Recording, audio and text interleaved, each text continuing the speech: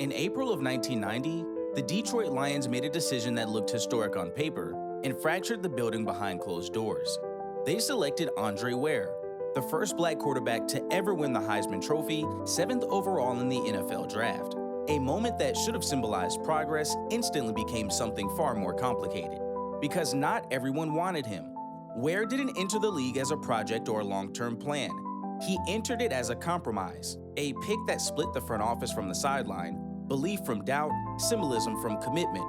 Within 24 hours of the draft, Detroit scouting director resigned. That wasn't coincidence, that was fallout.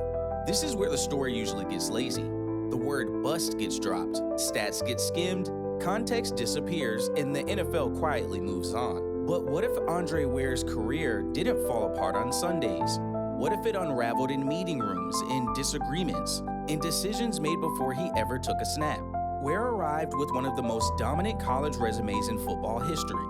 4,699 passing yards, 46 touchdowns, 27 NCAA records, yet walked into a locker room where the people in charge couldn't agree on whether he should even be there. For a black quarterback in 1990, that hesitation wasn't harmless. It was fatal, because quarterbacks don't just need talent, they need belief. They need protection, they need time. Andre Ware got none of it. And once doubt enters a building, it doesn't stay quiet, it spreads. What happened next wasn't just about football. It was about who gets patience, who gets grace, and who gets labeled before they ever get a chance. By the time Andre Ware declared for the NFL draft, the league had a problem it couldn't sidestep. His resume wasn't just good, it was undeniable. In 1989, Ware didn't merely win the Heisman Trophy. He overpowered the entire college football landscape while doing something no black quarterback had ever done before: win the sport's highest individual honor. Ware threw for 4,699 yards, 46 touchdowns in just 11 games. He completed 63.1% of his passes while averaging more than 427 yards per game, numbers that felt almost fictional in that era. He set or tied 27 NCAA records. Houston averaged 53.5 points per game, and he did it while playing for a program on NCAA probation, banned from bowl games, and restricted from national television. That matters, because while America wasn't watching, decision makers were, and some of them were uncomfortable. Ware became the first black quarterback to win the Heisman, but he didn't come wrapped in familiarity. He didn't play at Texas or Oklahoma or Michigan. He played in a high-octane offense the NFL openly distrusted. The run and shoot wasn't seen as innovative. It was seen as suspicious, and the quarterback running it even more so. Detroit didn't draft Ware because they believed in him unanimously. They drafted him because ignoring him had become impossible. Passing on Ware would have required explaining why the most productive quarterback in college football history and the first black Heisman winner wasn't worthy of a top 10 pick. So they took him. But here's the part that rarely gets discussed. Drafting a player and believing in a player are two very different things. One is public, the other is private. Ware entered the league carrying history on his shoulders and doubt in the building. A resume so dominant it forced a decision, but not a commitment. And for a black quarterback in 1990, that decision wasn't semantic. It was everything.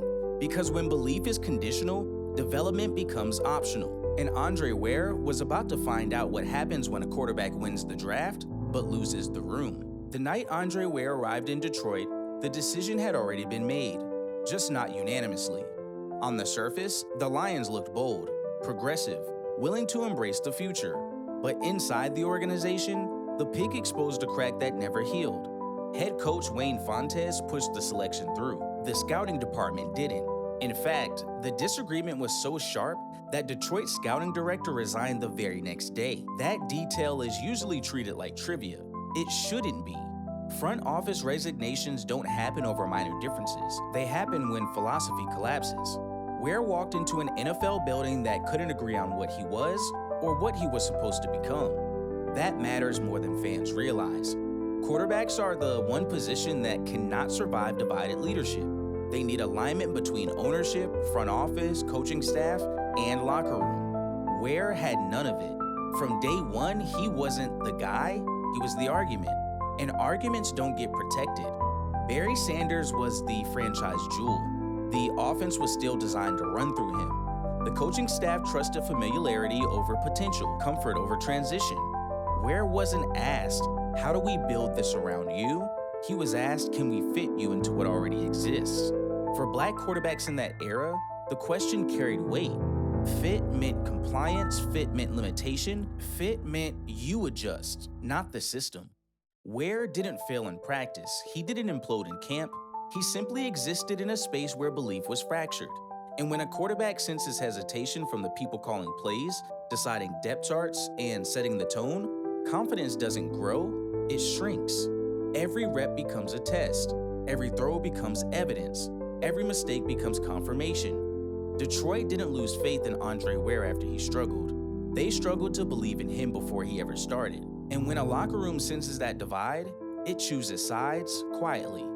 Ware hadn't taken the field yet, but the outcome was already being shaped behind closed doors. Andre Ware didn't enter the Lions quarterback room as a future starter. He entered it as a problem nobody wanted to fully own. On paper, he was the 7th overall pick in the 1990 NFL draft. In reality, he was 3rd in line. Rodney Peete was the preferred starter, injury-prone, inconsistent, but familiar. Erik Kramer was the fallback, trusted, steady, safe. Ware was the contingency, the quarterback you turn to when everything else breaks. That's not development, that's delay. Ware didn't get designed reps, he didn't get a tailored offense. He didn't get the patience normally afforded to a top 10 pick. Instead, he got silence. Long stretches on the sideline, clipboard duty while the team cycled through quarterbacks it already had seen enough of. And when Ware did play, the timing was telling. He wasn't inserted to grow, he was inserted to survive damage. Ware saw the field when seasons were already lost, when games were already spiraling, when pressure came without protection. That's not how quarterbacks gain confidence, that's how narratives get cemented. Every snap carried extra weight because there were no follow-ups promised, no next week to fix it, no system built to meet him halfway. One series could undo months of waiting. This is where the sabotage becomes quiet, not through yelling, not through benching, but through inaction. Detroit didn't say Andre Ware couldn't play, they simply never acted like they wanted to find out, and the locker room felt it. Players know when a quarterback is protected, they also know when he's temporary. Ware was never given ownership of the huddle, just responsibility for the outcome. And when a quarterback is held accountable without being empowered, the ending writes itself. Because once doubt becomes routine, opportunity becomes rare, and Andre Ware was running out of both. By the time the stat sheet started defining Andre Ware's NFL career, the conditions had already been set against him. Over 4 seasons in Detroit from 1990 to 1993, Ware appeared in 14 games and started just 6. That alone should raise eyebrows for a top 10 pick. Quarterbacks aren't drafted 7th overall to be hidden. They're drafted to be invested in. Ware completed 83 of 161 passes for 1,112 yards, throwing 5 touchdowns and 8 interceptions. Those numbers became the headline. What never became the headline was when those snaps happened. Late season games, garbage time situations, or moments when the Lions were already unraveling. No rhythm, no continuity, no margin for error. His most productive stretch came in late 1992, when Detroit was already out of playoff contention. Ware won 2 of 3 starts, showing flashes of control and command that had been absent only because opportunity had been. But by then, the verdict was already written. This is how injustice hides in plain sight. Stats without context look definitive, but context explains everything. Ware was never allowed to fail forward. Every mistake carried finality. Every interception was treated like proof, not part of development, but confirmation of doubt that existed long before he took the field. Other quarterbacks were allowed to struggle loudly. Ware struggled quietly in fragments with no safety net. And once the numbers were frozen on paper, the league stopped asking why they looked the way they did. The label stuck fast, bust. Not because he was given time and failed, not because he was denied time and judged anyway. And once that label attaches to a black quarterback in that era, it doesn't loosen. It follows him, to every roster, to every camp, to every second chance he never truly got. Once Detroit moved on internally, the league followed externally. Andre Ware didn't just lose a starting job, he lost patience currency. In the early 1990s NFL, Quarterbacks drafted that high usually got second acts, fresh systems, clean slates. Ware got short tryouts and quiet exits. In 1994, Minnesota signed him, then released him before the season began. The Raiders brought him in next, but never activated him. In 1995, expansion era Jacksonville created brief excitement around a former Heisman winner, only to cut him before week 1. No preseason runway, no developmental reset, no chance to rebuild confidence. This is where the injustice sharpens. Ware was no longer being evaluated as a quarterback. He was being evaluated as a risk, a reputation teams didn't want attached to their depth chart. His past didn't buy him opportunity, it erased it. The label, bust, carried more weight than his college dominance, his draft position, or the circumstances that shaped his NFL numbers. And notice what wasn't happening. No coach said, let's build something for him. No coordinator said, let's tailor the system. No front office said, let's undo Detroit's mistakes. The league decided his story was already written, and it didn't need revising. For a black quarterback in that era, the finality was ruthless. Mistakes weren't steps, they were sentences. Other quarterbacks were allowed to be unfinished, Ware was treated as concluded. And once that judgment hardens, it doesn't matter how little tape exists. The absence of opportunity becomes proof itself. By the time Ware's playing days ended, the NFL hadn't just moved on from him, it had used him.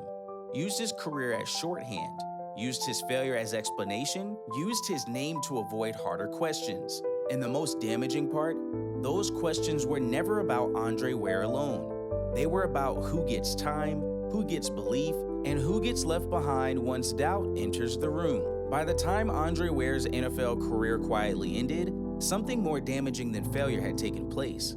His story had been repurposed, not examined, not contextualized, repurposed. Ware didn't just become a former player, he became a reference point. Whenever teams wanted to dismiss pass-heavy college quarterbacks, his name surfaced. Whenever executives warned against system QBs, Ware was cited. Whenever black quarterbacks with unconventional backgrounds entered the conversation, his career hovered in the background like a quiet warning. But notice what was missing from those conversations. No one talked about the divided draft room, no one talked about the scouting director resigning. No one talked about the lack of reps, protection, or developmental patience.